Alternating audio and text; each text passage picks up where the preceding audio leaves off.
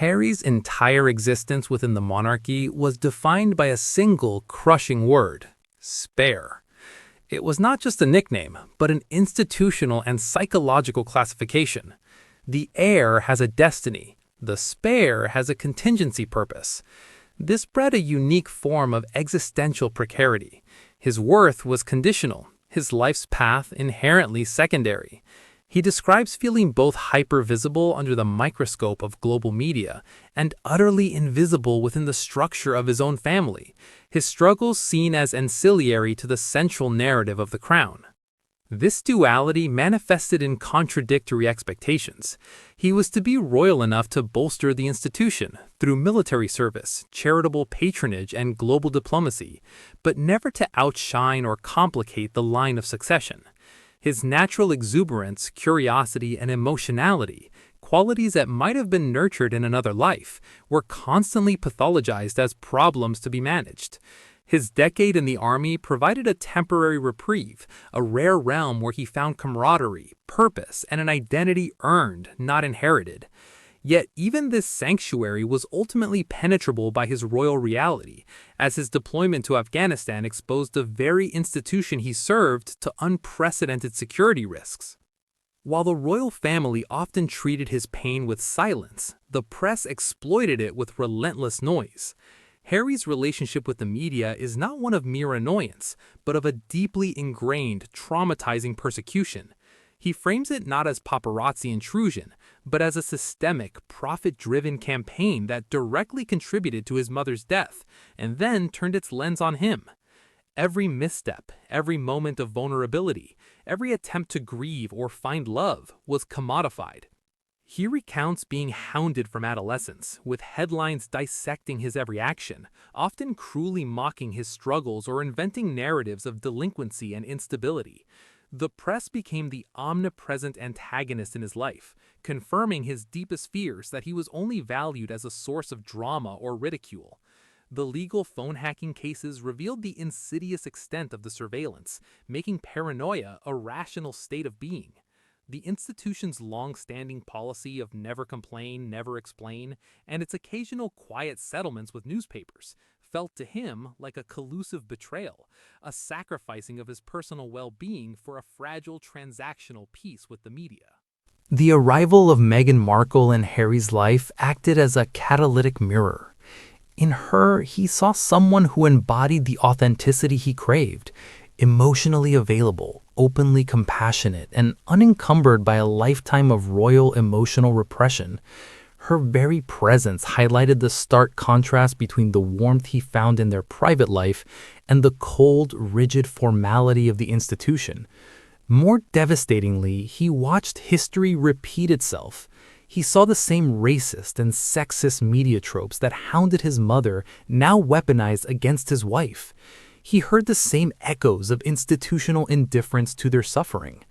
The breaking point was not merely the media harassment, but the perceived lack of protective action from within the firm.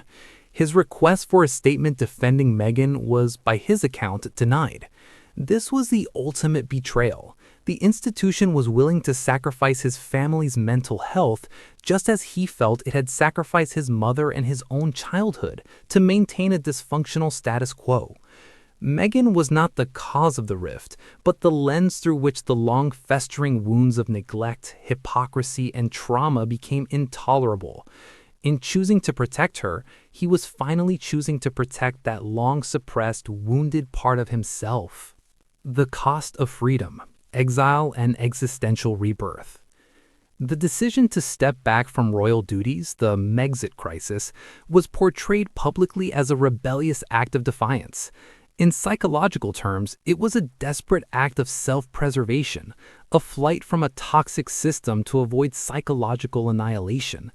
However, the pain did not end with their departure to California. The freedom they sought came at an almost unfathomable cost: the near total rupture of his relationship with his brother, a fraught and distant connection with his father, the loss of his military patronages, a core part of his hard-won identity, and the relinquishment of his formal role as a counselor of state. Furthermore, he exchanged one form of scrutiny for another. The lucrative deals with Netflix and Spotify, while providing financial independence, opened him to accusations of commercializing his trauma and privacy. His public disclosures, particularly in the Oprah interview and Spare, were acts of reclaiming his narrative, but were seen by critics as paradoxical breaches of the very privacy he sought. He is now a man without a country in a profound sense, estranged from the British institutional homeland of his birth, and navigating a complex public identity in a new land. The heartbreaking pain here is the realization that escape required a self-exile so complete it left him untethered, rebuilding an identity from scratch in midlife, under a global spotlight. The unhealed wound and the search for meaning. What has finally come to light is not a simple tale of royal privilege chafed, but a chronicle of complex post-traumatic stress. Harry's pain is the accumulated result of childhood trauma, compounded by decades of institutional gaslighting, relentless persecution, and the crushing weight of a pre-written, dysfunctional life script. His current mission, through Royel, his public speaking, and his advocacy on mental health, is an attempt to forge meaning from that suffering. He is trying to break the cycle, for himself, for his children, and for a public that may see their own struggles with family, trauma, and identity reflected in his story. The profound sadness at the heart of Prince Harry's story is one of irretrievable loss. He lost his mother in childhood. He lost, by his account, the protective embrace of his family in adulthood. He lost a foundational identity he was born into, however flawed. His pain is the price of choosing authenticity over obligation, of prioritizing psychological survival over tradition. It is the pain of a man trying to heal the wounded boy inside, while knowing that some fractures, like those with his brother, may never fully mend. The light now shining on his heartbreaking pain reveals a universal, if uniquely amplified, human struggle. The lifelong effort to integrate our traumatic pasts, to define ourselves beyond the expectations of others, and to find a place of safety where we are truly seen, not as a spare part in someone else's machine, but as a whole and wholly human self. The tragedy is that it took walking away from everything he ever knew to even begin that journey. The hope, perhaps, is that in telling his truth, he has finally begun to carry his own crown, one forged not from tradition and duty, but from hard-won self-knowledge and the fragile, enduring promise of peace. The narrative of Prince Harry, Duke of Sussex, has long been framed by a singular, public dichotomy: the rebellious heir to the heir, the royal who broke free, the prince in exile. For decades, his pain was edited into a digestible subplot of the Windsor saga, a backdrop of personal turmoil against the glittering pageantry of monarchy.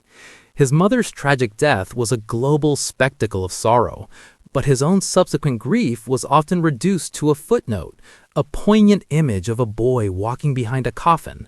Yet, through his own words in his memoir Spare and various public disclosures, a far more complex and heartbreaking portrait has finally come into stark relief.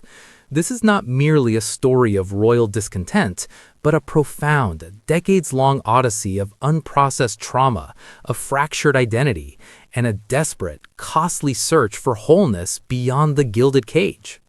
Grief in a gilded cage. To understand the depth of Harry's pain, one must return to its origin point, the loss of his mother, Diana, Princess of Wales, in 1997. The world saw a 12-year-old prince, stiffly formal in a suit, walking with his head down. The private reality, as Harry has revealed, was a vacuum of emotional processing. The famous walk was not a cathartic public mourning, but an exercise in surreal horror, a forced performance of stoicism for a global audience of billions. He recalls the sound of horses' hooves, the flag on the coffin, the eyes of the crowd, but not a space for a child's tears. In the aftermath, the institutional and familial response, by his account, was one of profound emotional neglect.